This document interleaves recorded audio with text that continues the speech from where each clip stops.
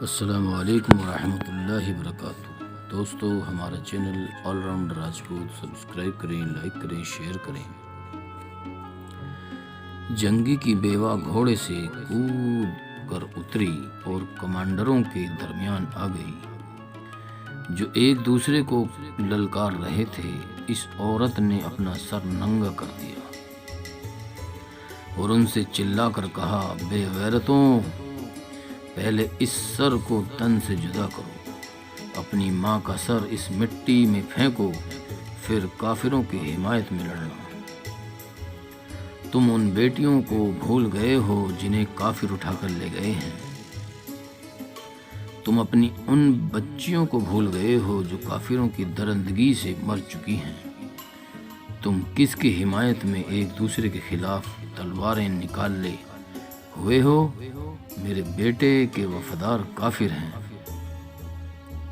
آؤ پہلے میری گردن اڑاؤ، پھر ایوبی کے مقابلے پر آنا۔ جنگی کی بیوہ کے آنسو بہہ رہے تھے، منہ سے جھاگ پھوٹ رہے تھے۔ کمانڈروں نے تلواریں نیام میں ڈال لی اور سر جھکا کر ادھر ادھر ہو گئے۔ کیا فوج نے حکم عدولی کی ہے؟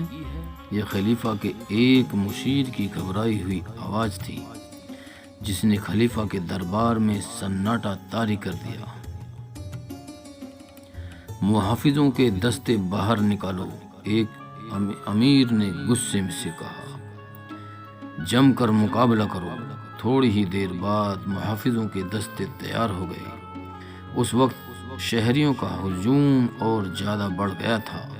عورتیں چلا رہی تھیں، دروازے کھول دو، ہماری عصمتوں کا پاسبان آیا ہے۔ مرد نعرے لگا رہے تھے، محافظ دستوں کو آگے بڑھنے کا راستہ نہیں مل رہا تھا۔ اس وقت خلافت کا قاضی کمال الدین سامنے آ گیا۔ وہ خلیفہ کے دربار میں گیا۔ قاضی کی حیثیت سب سے اونچی اور قابل احترام سمجھی جاتی تھی۔ اس نے خلیفہ سے کہا کہ اگر اس نے صلاح الدین ایوبی کے مقابلے کے لیے فوج بھیجی تو سحری اس فوج پر ٹوٹ پڑیں گے اور اس سے زیادہ نقصان سحریوں کا ہوگا کہ صلیبی فوج جو یہاں سے دور نہیں کسی مزاحمت کے بغیر اندر آ جائے گی۔ پھر آپ رہیں گے نہ آپ کی خلافت اینٹ سے اینٹ بچ جائے گی۔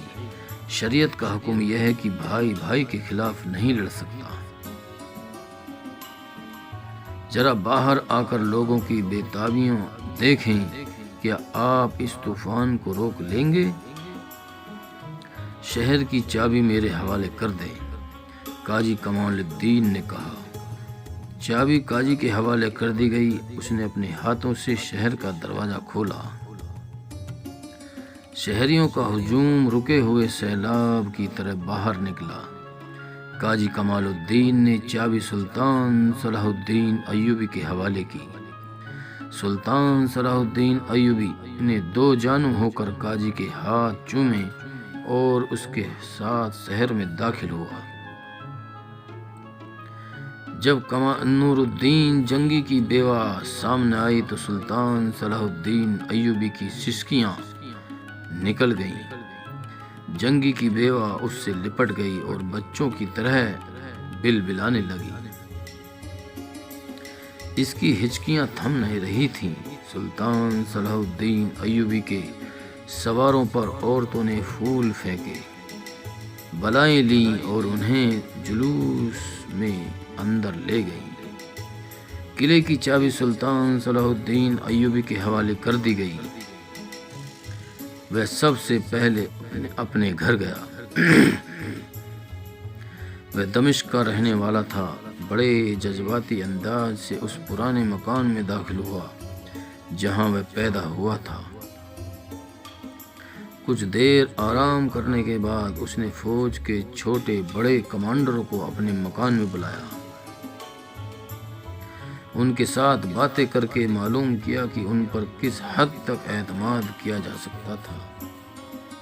فوج کی حالت کیفیت پوچھی اور اپنے احکام جاری کیے۔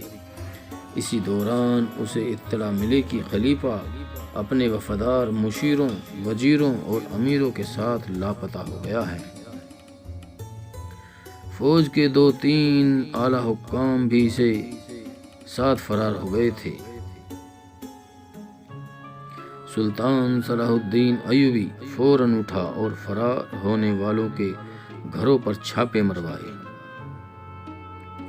یہ گھر دراصل محل تھے، بھاگنے والے اپنی جانیں بچا کر بھاگے تھے، ان کا مال دولت پیچھے رہ گیا تھا، حرم کی عورتیں، رقصائیں اور عیش و عشرت کا سارا سامان پیچھے رہ گیا تھا۔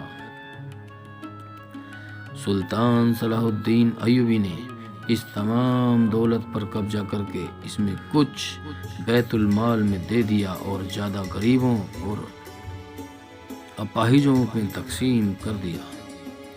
اس نے خلیفہ اور مفسور عمرہ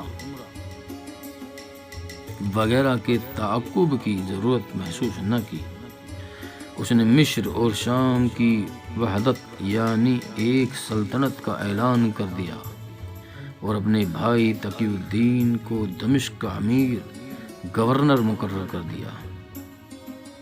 دوسرے حصوں کے نئے گورنر مقرر کیے اور اس سلطنت کے استحکام اور دفاع کے انتظامات میں مصروف ہو گیا، مگر اس کی انٹیلیجنس کی رپورٹ اسے بتا رہی تھی کہ اس کے عمرہ جو الملک صالح کے وفادار تھے اسے چین سے نہیں بیٹھنے دیں گے۔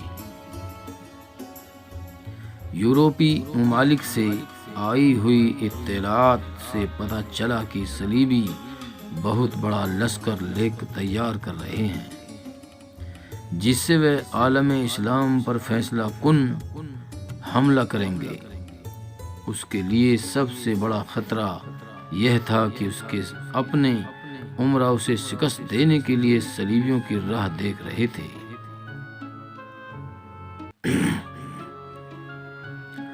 لہذا اس کے لیے ضروری تھا کہ پہلے ان باغیوں کو ٹھکانے لگائے۔ یہ معمولی سی مہم نہیں تھی، دمشق کی فوج کی اہلیت سے وہ واقف نہ تھا۔ اس نے فوری طور پر اس فوج کی ٹریننگ شروع کر دی۔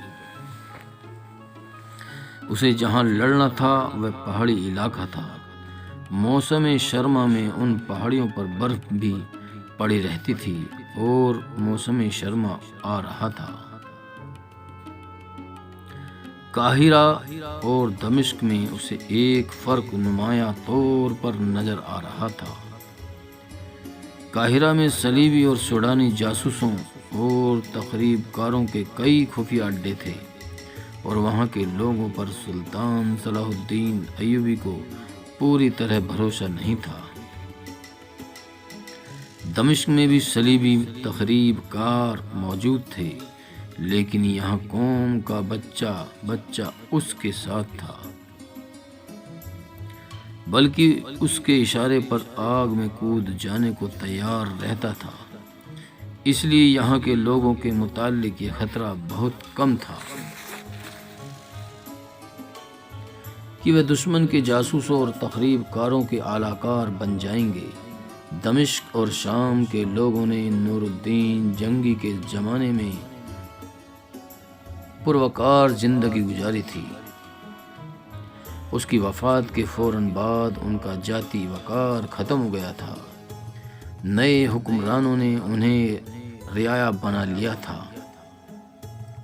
امیر وزیر عیش و عشرت اور ذاتی ریاست بازیوں میں مصروف ہو گئے اور انتظامیہ کے حاکم لوگوں کے لیے بوال بن گئے تھے۔ قانون کا احترام ختم ہونا شروع ہو گیا تھا۔ قہوہ خانے اور شراب خانے بھی کھل گئے تھے۔ 4-5 مہینوں میں لوگوں کا جینا حرام ہو گیا تھا۔ اناج تک کی کمی ہو گئی تھی۔ لوگوں کو پتہ چلا کہ اناج باہر جا رہا ہے۔ عمرہ اور وزیر نے اناج در پردہ اپنے ہاتھوں میں لے لیا۔ اور در پردہ باہر کہیں بھیج دیتے تھے۔ بازاروں میں ہر چیز کے بھاؤ چڑھ گئے اور لوگ تنگ دستی محسوس کرنے لگے۔ دوستو، ہمارا channel all rounder Rajput subscribe کریں، لائک کریں اور شیئر کریں۔